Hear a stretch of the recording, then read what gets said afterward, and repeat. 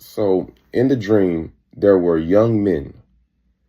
There were young men that were in old army uniforms, old BDUs, like 90s uniforms, not necessarily World War One or two, but they were in like 90s army attire.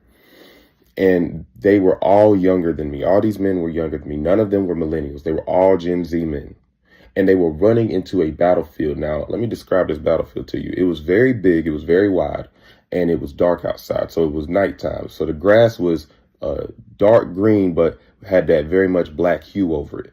And the men were running into the battlefield and being shot down. I mean, shot in the head, shot in the chest, shot down. It was every last one of them. They were all running out with weapons. They were running out with old guns that the military no longer uses in combat. M16s are not used in the military combat anymore. And they were running out there with them, and they were not using them properly. They were flailing above the head, going, ah, and then, ah, and they're running out there and dying. They were just getting slaughtered. And the thing is, nobody was actually shooting at them. They were running to a tree line, a dark tree line.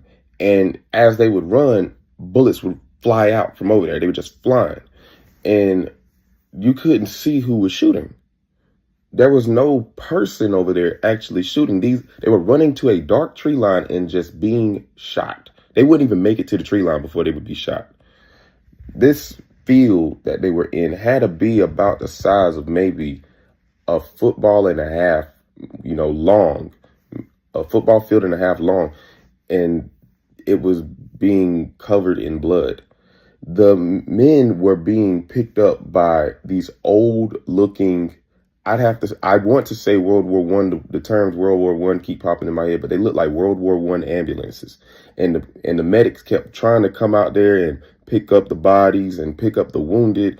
And there were so many young men dying and being shot and wounded till when wounded men were collected by the medics, they would eventually die, because what was happening is there were so many dead men that 7 of them would be stuffed into the back of these ambulances at a time. They would be stuffed in, and the wounded would die because they were among the dead. It was so much dying going on. It was horrific to see. And the scene ended up turning red. These young men were going out there and dying and not even having a chance. Like, they wouldn't duck. They had no guidance. They had no formation. They had no understanding. They literally did not know how to fight in this battle. And they were just running out there and charging and being slaughtered. And so the ambulances weren't even being touched. That's the thing. The ambulances were clean, but they were very old. No rust or anything, but they were very old style, like literally World War One old. I don't know why I keep saying World War One, but the medics themselves were never being shot. They were helping, but they were out there, but they weren't being shot. So now that was the first dream. And by the end of the dream, the field was covered in blood that would not dry up. It was blood it would remain red. It covered it was so much blood, it covered the dark hue that came from the night sky. It was just so much. And it was horrible. This dream ended. Then months later, I had another dream. And for those that understand what I'm saying, if you understand what I'm saying, this dream was connected to the first one, even though they were months apart. And I'll tell you how I know it. You'll hear it when I talk about it. In the second dream, it was about Generation Z women. There were no millennial women in this. It was Generation Z women and millennial men. They were the only ones I saw in this. So the Generation Z women were running around holding babies. They were holding their children, and they were running around looking for men. They were asking men to marry them. They were telling the millennial men, please marry me. Please marry me. If you don't marry me, I won't survive. I won't be protected. No one will care. Help me. And a lot of the men were turning them down. The men were telling them, I'm not raising you in those babies. I'm not raising you in that baby. And what it was, like, it came to me. Those women were actually the mothers to the children that were the children of the men that had died in the first dream. They were all of the children were born out of wedlock. Every last one of them were born out of wedlock, and the women were running around trying to find a man that would marry them. They were even offering themselves in ways that they probably normally wouldn't do. I could hear so many different voices. I could hear so many different arguments, so many different disagreements, and so many different denials. And the women were running to the men, and they were telling the men, marry me, I don't care what I have to do. And some of the women even said, I'll be your seventh wife. I'll be your seventh wife. I don't care. I don't care if I'm the seventh one.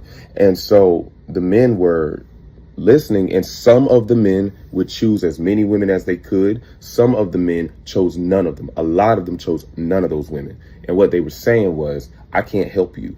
I can't afford you. I don't want that baby. I don't want to raise another man's baby. I don't want to have anything to do with you. Why didn't you want me when I wanted you? What's going on now? No, I don't need that. But one of the statements stuck out to me. One statement said, I don't want to raise that child because I don't know anything about his father. If you know anything about the connection between young boys and their fathers, you kind of understand how severe this is. The millennial men were telling the women, I don't want what their father has to come into my household. And so they would deny the women. And some of the men even told the women, I'll take you, but you have to leave the baby. And a few of the women chose to leave the child just so they can be wives. There was women running around saying, God, please give me a husband. I don't want to live with my reproach. I don't want to live with my reproach. I don't want to live like this anymore. And scripture talks about this. Scripture talks about women who will want men and will be fine with basically being their wives up until the seventh wife. All of this, it's in there. So that was the second dream. Those women were like, I had one run up to me and she said, she was like, will you marry me? And I said, no. And she was like, why won't you marry me? And I told her, I said, I can't afford you, remember? Like, it just came out. I wasn't even really thinking about it. I was like, I can't afford you, remember? And she broke down. She started crying. She started begging. She said, please, I need a protector. I need a protector. I need somebody who can help me. And they were frantic. It was so many women. It was so many women. These were all for lack of a better term, these were all the baby mothers of the men that had died in the first dream. And it was pitiful. It was very sad. And that was the second dream. I didn't understand that one fully when it first happened. But what I did feel like was that a big war was coming. All praise